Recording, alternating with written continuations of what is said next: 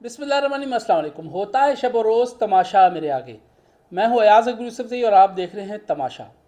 ناظرین، چیئرمین تحریک انصاف عمران خان صاحب نے کل ویڈیو لنک پر جو ارکان پارلیمنٹ تھے ان سے خطاب میں کہا کہ ملک جو ہے وہ ڈیفالٹ کی طرف جا رہا ہے، اور انہوں نے کہا کہ اس ملک کو بچانے کے لیے واحد حل جو ہے وہ فوری طور پر نئے الیکشن ہے اور نئے مینڈیٹ کے ساتھ لوگوں کو آنا چاہیے، اور تاکہ وہ لوگ آئیں اور نئے انتخابات ہوں اور نئی حکومت بنے، اور اس کے بعد وہ پھر نئی پالیسیز لے کے آئیں۔ ایک تو یہ بات۔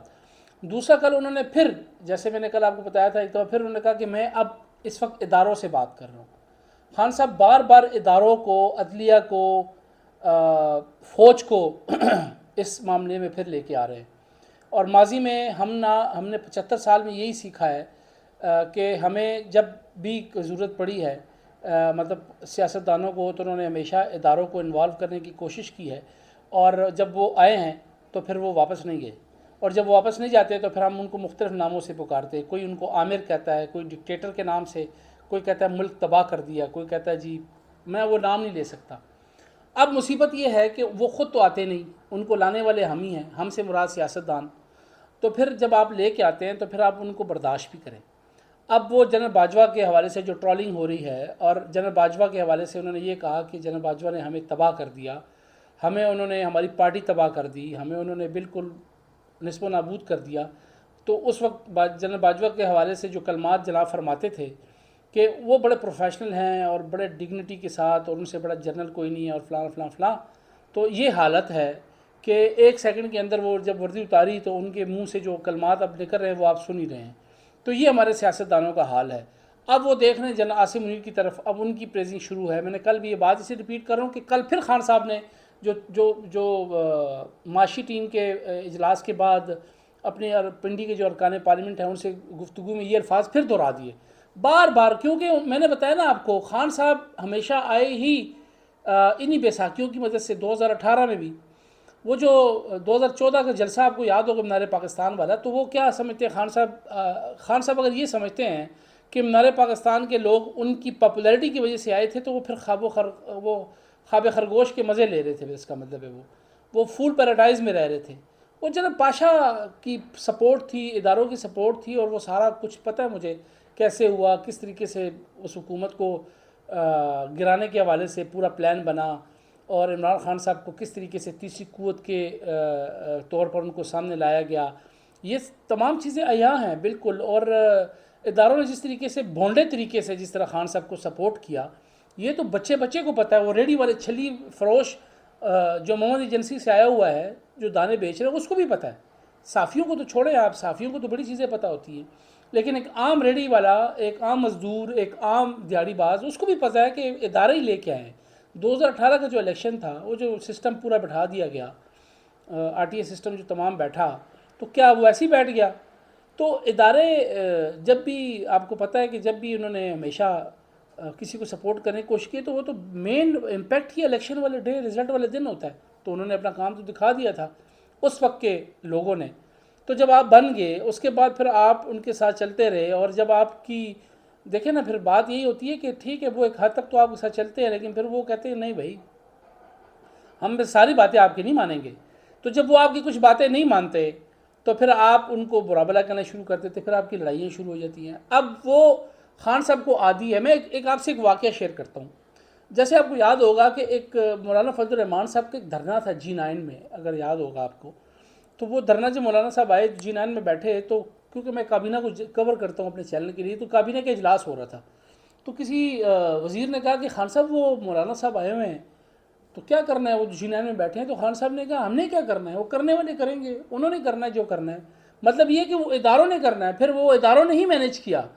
پھر وہ انہوں نے جو شجاعت صاحب کو، پرویز الہی صاحب کو آن بورڈ کی، چیزیں آن ریکارڈ ہے، آپ پوچھ لیں کسی سے۔ انہوں نے پھر بیچ میں آ کے مولانا فضل الرحمان صاحب کو کچھ جو بھی انہوں نے اس وقت ان کو لالی پاپ دیا، اور وہ وہاں سے اٹھ کے چلے گئے۔ تو خان صاحب کو ہمیشہ بیساکھیوں کی عادت ہے، اور بیساکھیوں کے بغیر وہ چل نہیں سکتے۔ تو بیساکھیوں کی تلاش میں انہوں نے پھر آج دوسری مرتبہ اداروں کو انٹروین کرنے کی جو ہے وہ دعوت دی ہے کہ آئیں، مہربانی کریں، میں اداروں سے بات کروں۔ بھی آپ اداروں سے کیوں بات کر رہے ہیں؟ آپ ایک پولیٹیکل آدمی ہیں، آئیں اسمبلیوں میں بیٹھیں، بات کریں۔ آپ ایک سیاسی طریقہ کار اپنائیں نا۔ آپ کتنے سیاسی لوگوں سے ملے ہیں؟ آپ کہتے ہیں چور ڈاکو، دیکھیں اس طرح سیاست نہیں ہوتی۔ یہ زرداری تھے، یہی نواز شریف صاحب تھے، شہباز شریف صاحب کہتے تھے میں رگڑوں گا، آج وہ کٹھے بیٹھے ہوئے. اس کا مطلب یہ نہیں، یہ سیاسی لوگ ہوتے ہیں، سیاست میں لوگوں کے ساتھ اٹھا بیٹھا جاتا ہے. تو کیا آپ نے سب سے بڑے ڈاکو، پنجاب کے سب سے بڑے ڈاکو کو کیا آپ نے وزیر اعلیٰ پنجاب نہیں بنایا؟ تو اگر پنجاب کے سب سے بڑے ڈاکو کو آپ نے وزیر اعلیٰ پنجاب بنا دیا ہے تو چلے اسے چھوٹے ڈاکو کے ساتھ آپ بیٹھ کے الیکشن کی بات تو کر لینا خان صاحب. وہ تو آپ کرنے کو تیار نہیں ہیں. یہاں پر آپ اداروں کو انٹروین کرنے کی دعوت دے رہے ہیں کہ آ جاؤ آ جاؤ آ جاؤ. کیوں آ جائیں وہ؟ جب انہوں نے کہہ دیا کہ ہم نہیں آنا چاہتے تو پھر آپ ان کو کیوں بار بار بلا رہے ہیں؟ دیکھیں اس طرح نہ کریں. دوسرا جو نیا شوشہ چھوڑ دیا کہ جی ہم جائیں گے اور اسمبلیوں کے فلور پہ ہم اعلان کریں گے، ایسا کچھ نہیں ہونے والا. یہ سب جو ہے نا وہ دبڑ گستی، ایک وہ کہتے ہیں نا وہ خواہ مخواہ کا ایک دباؤ ڈالنے کی کوشش ہے کہ پہلے ہم پنجاب کی اسمبلی توڑیں گے، کیونکہ کے پی والے نے کہا پہلے پنجاب توڑو پھر ہم، جو ٹوٹی نہیں ہے. تو کہتے ہیں نہ 100 من تیل ہوگا اور نہ ہی رادہ ناچے گی. نہ پنجاب کی اسمبلی ٹوٹنی ہے، نہ اس کے بعد خیبر پختونخوا کی اسمبلی ٹوٹنی ہے، اور نہ ہی پھر دونوں اسمبلیاں ٹوٹنے کے بعد جو قومی اسمبلی کے جو ایم این ایز ہیں وہ آگے فلور پہ آن دا فلور جو ہے وہ اسپیکر صاحب کو کہیں گے اسپیکر صاحب ہم استعفے دے رہے ہیں، ہم نے استعفے دیے تھے، ہمارے استعفے منظور کیے جائیں. یہ وہ ٹیکٹس ہے جو کہ ٹی وی کے بیانات کی حد تک تو ٹھیک ہے، لیکن اس کا حاصل وصول کچھ نہیں ہے. تو یہ لالی پاپ ہے سارے، یہ سارے وہ دباؤ ڈالنے کی حوالے سے کوئی کنکریٹ خان صاحب کام کریں. میں اس لیے کرٹیسائز نہیں کر رہا، آپ نے اپوزیشن کرنی ہے کوئی صحیح تو کریں یار، کم از کم ان پہ ہم بھی چاہتے ہیں ان پہ پریشر ہو.